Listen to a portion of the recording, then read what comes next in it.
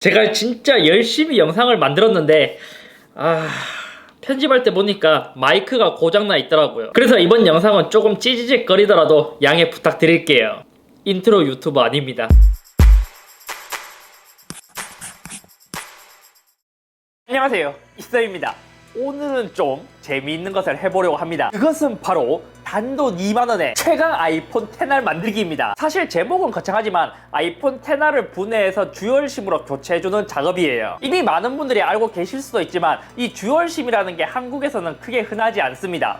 그럼 이 듀얼심을 썼을 때의 장점이 뭐냐? 예를 들어 하나의 핸드폰에 개인용, 업무용 번호를 쓸 수 있다는 것, 하나는 메인 번호, 하나는 알뜰폰에 저렴한 데이터 요금을 써서 전체 요금을 줄이는 법. 해외 출장을 가시는 분들은 현지 유심이 저렴하고 빨라서 현지 유심을 많이 쓰게 되는데 이때 한국 번호를 쓸 수 없으니까 듀얼심이면 한국 유심, 해외 현지 유심 두 가지를 모두 같이 쓸 수 있기 때문에 그에 대한 장점이 있습니다. 참고로 애플은 아이폰 XS 출시 이후 모든 아이폰은 듀얼심을 지원하고 있습니다. 하지만 홍콩과 중국만 물리 듀얼심을 지원하고 나머지 아이폰들은 e심 하나, 물리심 하나 이렇게 듀얼심을 지원하고 있어요. 먼저 재료부터 살펴보겠습니다.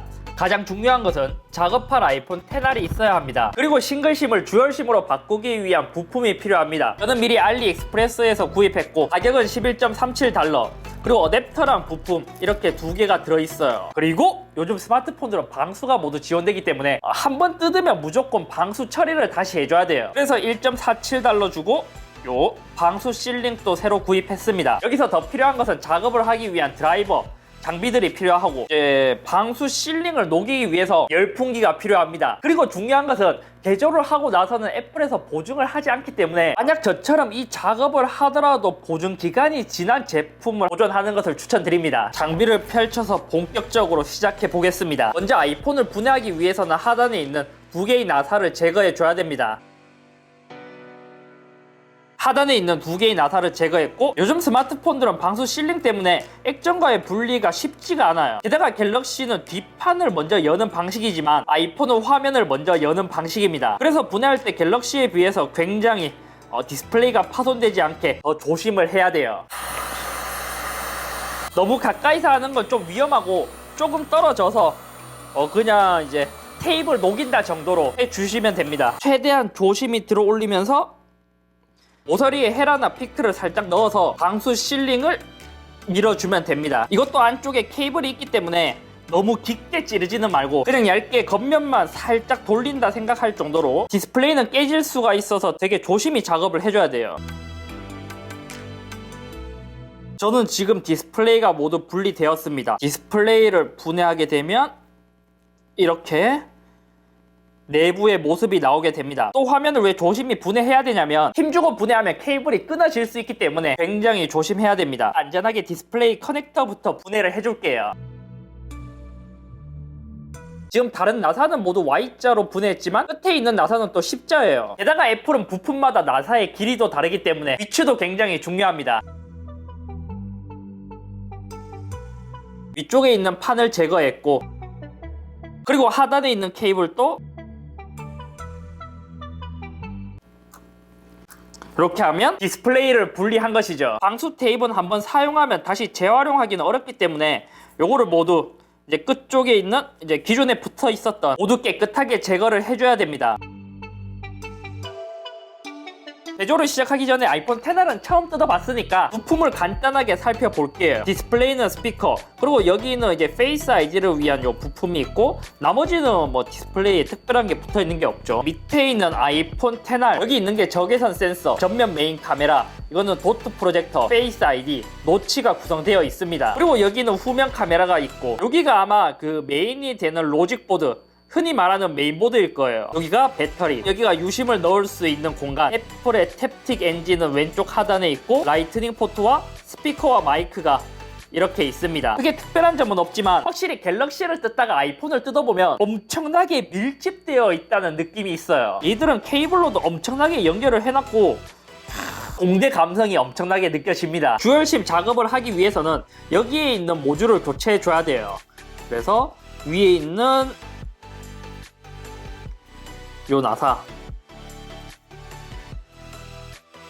혹시나 모를 상황을 대비해서 배터리 케이블도 이렇게 끊어주고 하겠습니다. 그리고 이제 이 부품만 바꾸면 돼요. 이거는 좀 두꺼운 나사로 이렇게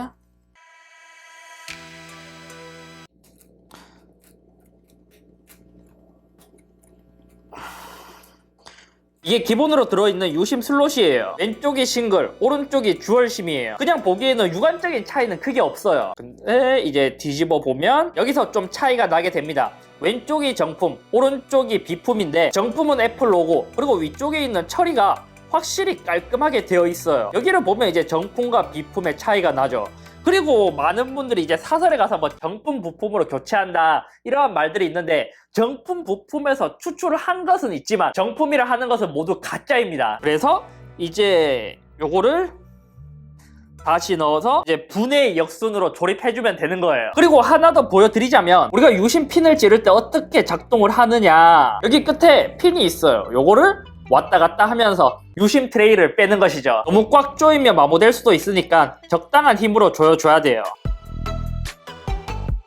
유심 트레이 케이블을 연결을 해줬습니다. 배터리 케이블을 다시 연결해주고 서포터를 다시 넣어주도록 하겠습니다. 다음은 디스플레이 커넥터를 연결해줘야 되는데, 이것을 먼저 연결하면 방수 실링을 못 붙여요.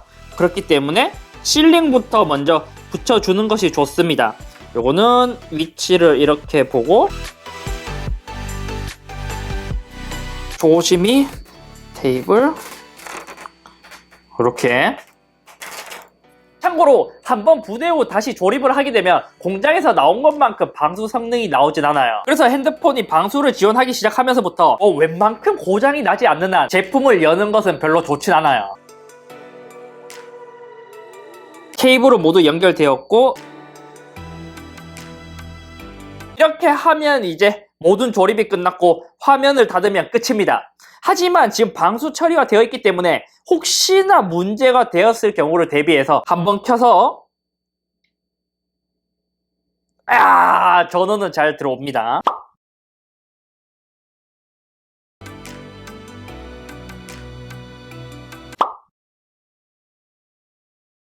자, 이제 작업이 모두 완료되었습니다. 여기서 유심 트레이를 빼고 다른 유심을 하나 더 빼서 듀얼심 같은 경우에는 뒤에 유심을 하나 더 넣을 수 있어요. 그래서 여기 앞, 뒤. 어이구. 오! 이야. 메인과 보조 이렇게 이제 두 개의 유심이 잡혔습니다. 이거 한국에서 정발한 폰이거든요. 근데 물리 듀얼심을 쓸 수 있게 되었어요. 지금은 서비스 없음이라고 나오는데, 이거를 비행기 모드로 한번 갔다가 다시 풀게 되면 메인과 보조 모두 잡혀 있습니다. 저는 지금 KT 유심밖에 없지만 KT, SKT, LG U 플러스 모두 상관없이 섞어 쓸 수 있어요. 지금 메인과 보조 모두 나누어져 있고, 전화를 걸 때도 보조 회선 사용, 메인 회선 사용, 보조 회선 사용, 이렇게 사용할 수 있습니다. 또 최근 통화 목록에 들어가면 메인에서 전화가 왔는지 보조 회선에서 전화가 왔는지 뜨게 됩니다. 다만 단점이라면 아이폰은 듀얼 스탠바이가 기본이기 때문에 만약 둘 중 하나가 통화 중이라면 하나는 잠시 끊긴 상태가 돼요. 물론 데이터는 사용할 수 있습니다. 전화까지 모두 가능한 것이 듀얼 액티브 방식인데, 이거는 배터리 소모량도 더 크고 이를 지원하는 스마트폰이 흔치 않습니다. 문자는 따로 메인과 보조가 구분되지 않다는 것은 아쉽고, 하지만 문자를 보낼 때는 메인과 보조를 구분해서 보낼 수 있어요. 설정으로 가면 셀룰러를 메인과 보조 어떤 것 중에서 데이터를 쓸 것이냐, 그리고 뭐 셀룰러 요금제 요것도 메인과 보조 나눠서 볼 수 있고, 요 셀룰러 요금제 레이블도